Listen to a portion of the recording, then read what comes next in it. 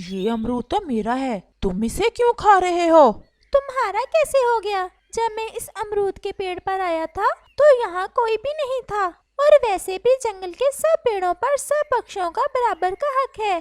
तुम्हारी इतनी हिम्मत कि तुम जग्गू के सामने अपनी जुबान चलाओ। मैंने कह दिया तो कह दिया, ये अमरूद मेरा है। चलो भागो यहाँ से। मैं नहीं जाऊंगा क्योंकि तुम झूठ बोल रहे हो। छोटे मिट्ठू के ऐसे कहने पर जग्गू को बहुत ज्यादा गुस्सा आ जाता है और वो उस छोटे से मिट्ठू को 3-4 चोंचे मार देता है, जिससे वो छोटा मिट्ठू घायल हो जाता है और वो रोने लग जाता है। मैं अभी अपने पापा को बताता हूँ तुम्हारा। और मिट्ठू रोता हुआ वहाँ से चला जाता है और जग्गू मन ही मन में बहुत खुश होता है कि उसने मिट्ठू को भगा दिया और खुद उसका अमरूद मजे ले लेकर खा लेता है। जग्गू बहुत ज्यादा बिगड़ा हुआ था और ये सब उसकी माँ के बेजा लाड और प्यार से हुआ था। वो आए रोज किसी न किसी छोटे पक्षी को मारता रहता था। आज भी उसने मिट्ठू को बगैर वजह के मारा था। पापा, पापा, जग्गू ने मुझे मारा है। वो अमरूद मेरा था, मैंने ही उसे ढूंढा था। जग्गू ने मुझसे मेरा अमरूद भी छीन लिया और मुझे मारा भी है। छोटे मिट्ठू, तुम्हारा पापा अभी जाकर बता कर आता है उसके मम्मा पापा को। बेटा, यहाँ पर जग्गू हो, तुम वहाँ से तुरंत आ जाया करो। ये कालू और गोरी को अपने बेटे की ऐसी हरकतें पता नहीं क्यों नहीं नजर आती। बेटा तुम चुप कर जाओ, मैं अभी जाता हूँ उसके घर। और फिर मिट्ठू तोता जग्गू के घर की तरफ चला जाता है। कालू, मैं तुम्हें शिकायत लगाने नहीं आया, क्योंकि बच्चे सभी एक जैसे होते हैं। तुम जग्गू को थोड़ा समझाओ कि मार कटाई वाले काम ना किया करे। क्या कर दिया मेरे जग्गू ने जो शिकायत लेकर आ गए? गोरी बहन, वो मेरे बेटे को चोंचे मार मार कर जग्गू ने घायल कर दिया है। जरूर तुम्हारे बेटे का ही कसूर होगा। मेरा बेटा तो बहुत समझदार है, वो बगैर किसी वजह के किसी को भी कुछ नहीं कहता। और फिर जग्गू भी आ जाता है। जग्गू, मेरे चंदा, तुम बताओ क्या कहा था तुम्हें इसके बेटे ने? मम्मा, वो मुझसे अमरूद छीनने की कोशिश कर रहा था, इसलिए मुझे गुस्सा आ गया तो मैंने थोड़ी सी पटाई कर दी। देखा, मैंने नहीं कहा था कि मेरा जग्गू बगैर वजह के किसी को कुछ नहीं कहता। अब जाओ और जाकर अपना काम करो। गौरी, हमें बच्चे की हर बात पर विश्वास नहीं करना चाहिए।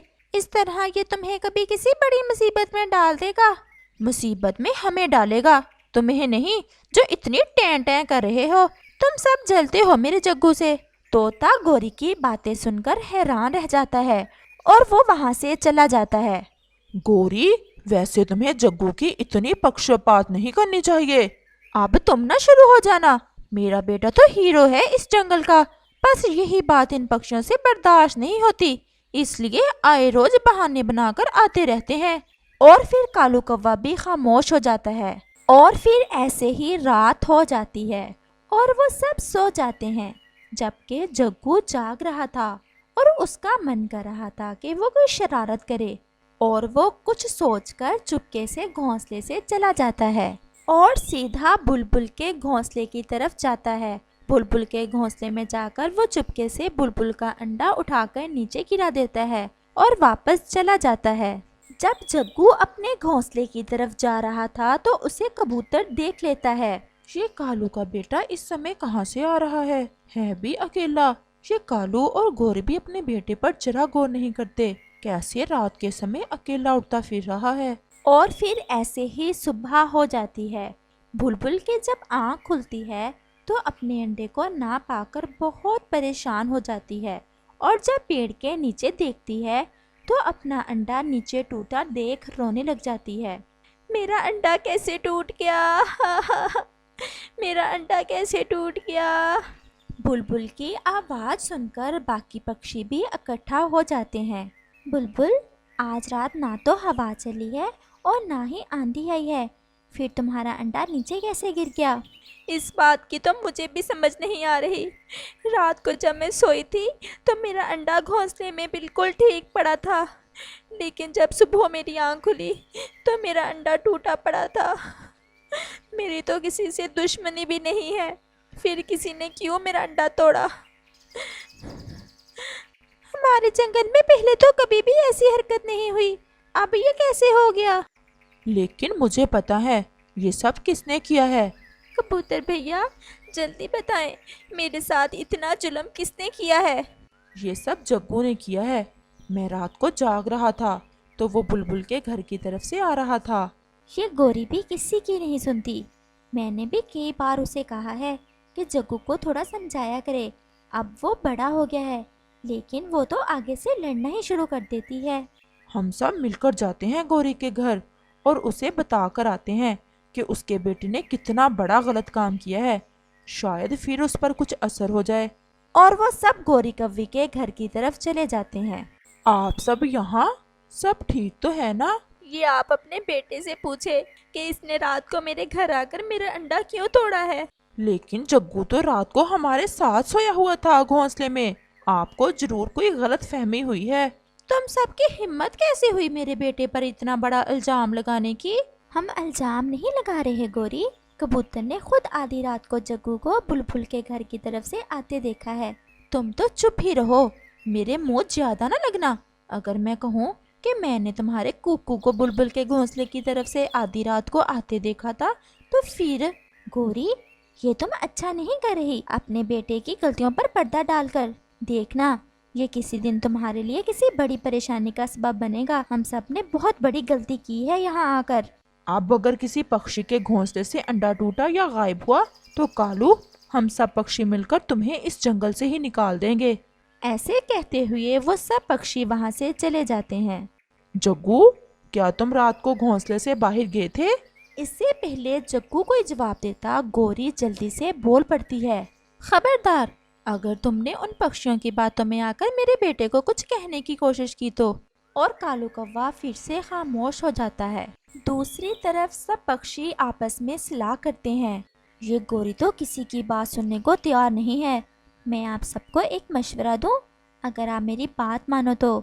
हाँ रानो, कहो क्या कहना चाहती हो?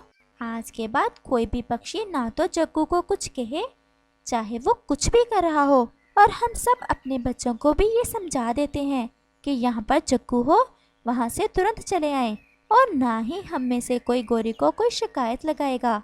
गोरी किसी दिन खुद ही पछताएगी, जैसे वो अपने बेटे की प्रशिक्षण कर रही है। रानो, तुम बिल्कुल ठीक कह रही हो, हम ऐसा ही करेंगे। और फिर सब पक्षी अपने अपने घरों को चले जाते हैं। सब पक्षी अपने अपने बच्चों को समझा देते हैं। अगले रोज जग्गू जिस भी छोटे पक्षी के पास जाता है उसे तंग करने के लिए वो वहाँ से तुरंत चला जाता है। जग्गू बहुत हैरान होता है कि इन सबको क्या हुआ है। आज तो जरा भी मजा नहीं आ रहा। अब मैं क्या करूं? क्यों ना दूसरे जंगल जाऊं और वहां जाकर किसी पक्षी को तंग करके आऊं। और फिर ऐसे सोचकर जग्गू वहाँ से दूसरे जंगल की तरफ चला। जब वो दूसरे जंगल पहुँचता है तो उसे एक अंगूर की बेल पर छोटा सा उल्लू दिखाई देता है जो अंगूर खा रहा था। जग्गू तुरंत उसके पास चला जाता है। ओए छोटे उल्लू, तुम यहाँ क्या कर रहे हो? तुम्हें नहीं पता ये अंगूर मेरे हैं।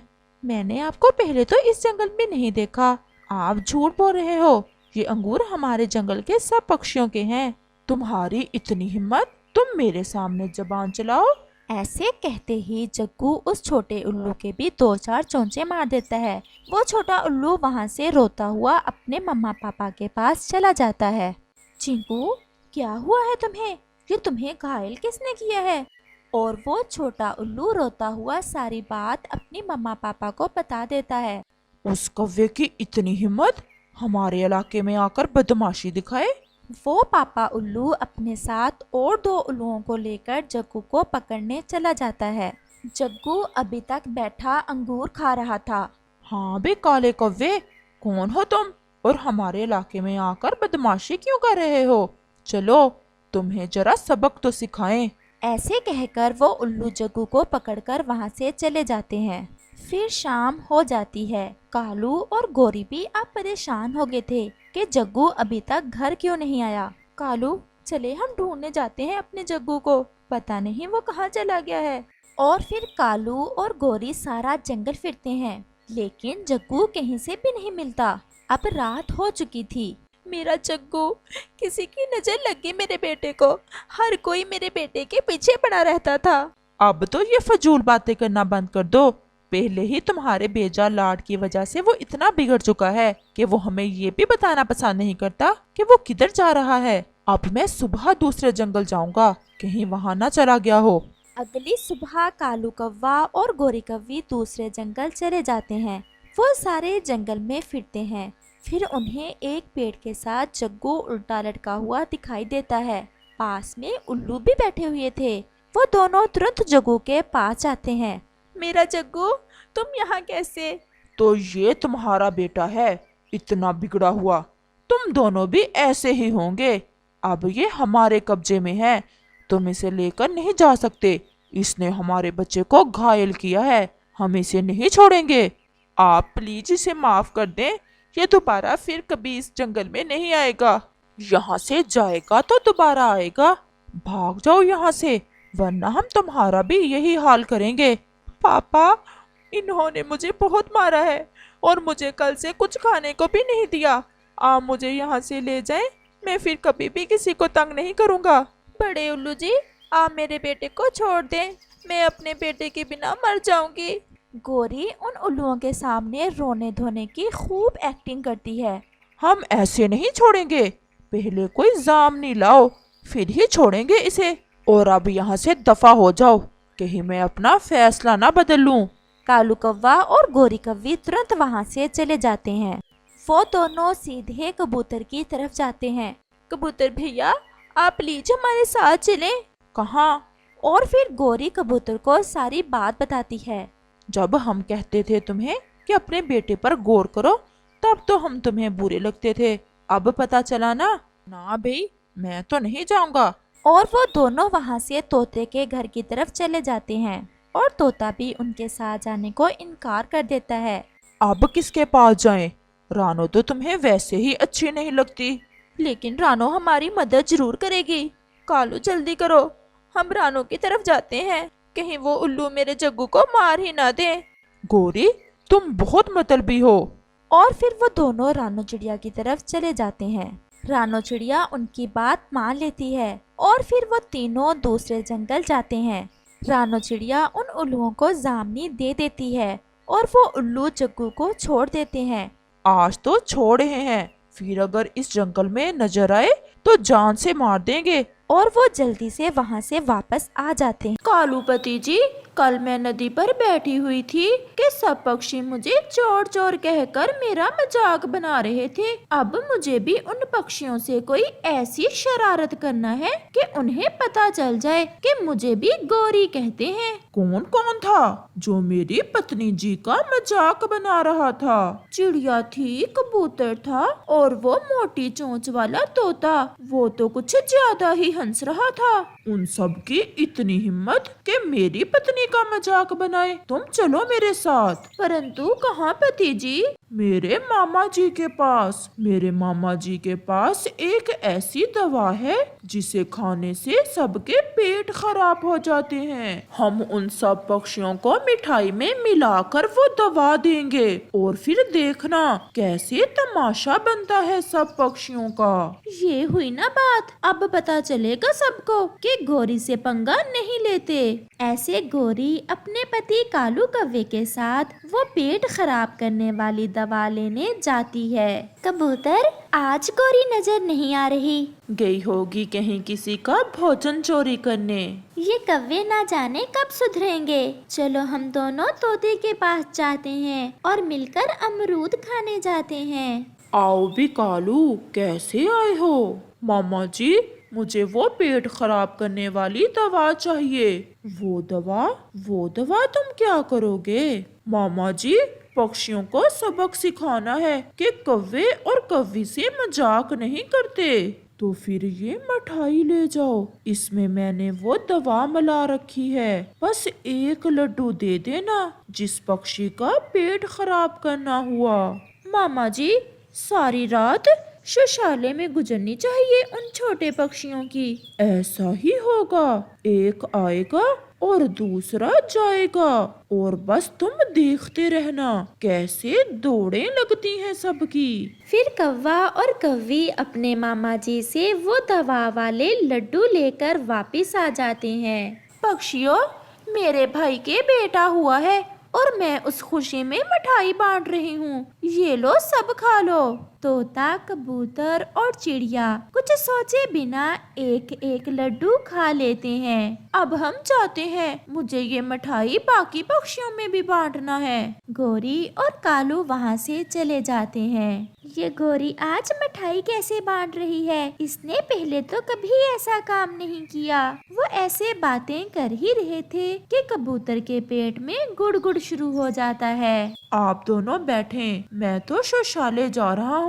गोरी की मिठाई खाते ही मेरे तो पेट में दर्द शुरू हो गया है। कबूतर शौचालय चला जाता है। थोड़ी देर बाद तोता भी ऐसा ही कहता है। तोते भैया ठहरो, पेट में तो मेरे भी कुछ कुछ हो रहा है। हम दोनों ही शौचालय जाते हैं। तुम दोनों भी यहाँ? बताता हूँ, मेरे पास तो समय नहीं है, पहले शौचालय से हो आऊं। कबूतर, ये क्या हो रहा है? जब से हमने गोरी की मिठाई खाई है, सबके पेट में दर्द क्यों हो रहा है? मुझे तो ऐसा लग रहा है कि गोरी ने उस मिठाई में कुछ मिला रखा था। गोरी और कालू भी शौचालय से थोड़ा दूर छुपे उन्हें देख रहे थे। फिर गोरी से रहा नहीं जाता और वो वहाँ आ जाती है। सुनाओ, अब कैसे हो? आज सारी रात इसी शौचालय के पास ही गुजारना। अगर घर गए तो यहाँ तक आ न सकोगे। ऐसा कहते हुए गोरी और कालू हंसने लग जाते हैं। तो गंदी गोरी, ये सारा काम तुमने हमारे साथ किया है। और जब तुम कल मुझे चोर चोर कहकर हंस रहे थे तब? ऐसा कहते हुए गोरी और कालू वहाँ से भाग जाते हैं। कबूतर भैया, बहुत गलती की हमने इन कौवों से मिठाई खाकर। तोता शौचालय से आ जाता है और चिड़िया चली जाती है। यार तोते, ये गोरी तो हमें उल्लू बना गई। उसने मिठाई में पेट खराब करने वाली दवा मिला रखी थी। अब तो भुगतना पड़ेगा। हम ऐसा करते हैं कि आज रात इस शौचालय के पास ही सो जाते हैं। मैंने भी यही सोच रखा है। फिर ऐसे सारी रात वो बारी बारी शौचालय में आते जाते रहते हैं। सुबह कहीं जाकर उन्हें कुछ सुकून होता है और वो सब वहीं सो जाते हैं। दूसरे रोज कबूतर चिड़िया और तोते से कहता है, मैं तो गोरी से बदला लूंगा। वो कैसे? फिर कबूतर चिड़िया और तोते के कान में कोई बात बताता है और वहाँ से चला जाता है। कबूतर अपना रूप बदल लेता है और गोरी के घर के पास जाकर आवाज लगाता है, शैम्पू लो, शैम्पू लो, बड़ा सस्ता शैम्पू आ गया, एक के साथ 2 फ्री शैम्पू लो। कालू जी, बाहर शैम्पू वाला आया है, एक के साथ 2 फ्री मिल रहे हैं, प्लीज मुझे एक ले दो, 2 फ्री में मिल जाएंगे। फिर कालू कबूतर के पास जाता है। भाई जी, सच में एक के साथ 2 फ्री है? तो और क्या, मैं झूठ बोल रहा हूँ? तो फिर ये लो पैसे और मुझे एक शैम्पू की बोतल और 2 फ्री में दे दो। ऐसे कालू कौवा 3 बोतल शैम्पू लेकर घर चला जाता है। अब पता चलेगा तुम्हें कौवी और कौवे, जब तुम्हारे सारे पंख गिर जाएंगे और तुम गंजे हो जाओगे। कालू जी, ये तो बहुत अच्छा सौदा था, एक के साथ 2 फ्री। गोरी, इतनी सस्ती चीज ठीक नहीं होती। तो फिर क्या हुआ? शैम्पू तो है ना, अच्छा ना भी हुआ तो क्या? फिर गोरी और कालू वो शैम्पू लेकर नदी पर नहाने चले जाते हैं। चलो दोस्तों, अब तक तो वो दोनों गंजे हो चुके होंगे। वो नदी पर होंगे, हम नदी पर ही जाते हैं। चिड़िया, तोता और कबूतर नदी पर चले जाते हैं। कालू जी, ये क्या हो गया? तुम्हारे तो सारे पंख ही गिर गए हैं, तुम तो पूरी तरह गंजे बन गए हो। और गोरी, खुद को तो देखो, तुम भी गंजी हो गई हो। ये कमबख्त शैम्पू बेचने वाला हमें कैसा शैम्पू दे गया जिसने हमें गंजा ही कर दिया। जैसी मिठाई तुमने हमें खिलाई थी। तो वो शैम्पू बेचने वाला तू था। और फिर वो सब हंसते हुए ऐसा कहते हैं, कव्वे और कव्वी को गंजा बनाया, बड़ा मजा आया। कव्वे और कव्वी को गंजा बनाया, बड़ा मजा आया। कव्वे और कव्वी को गंजा बनाया, बड़ा मजा आया।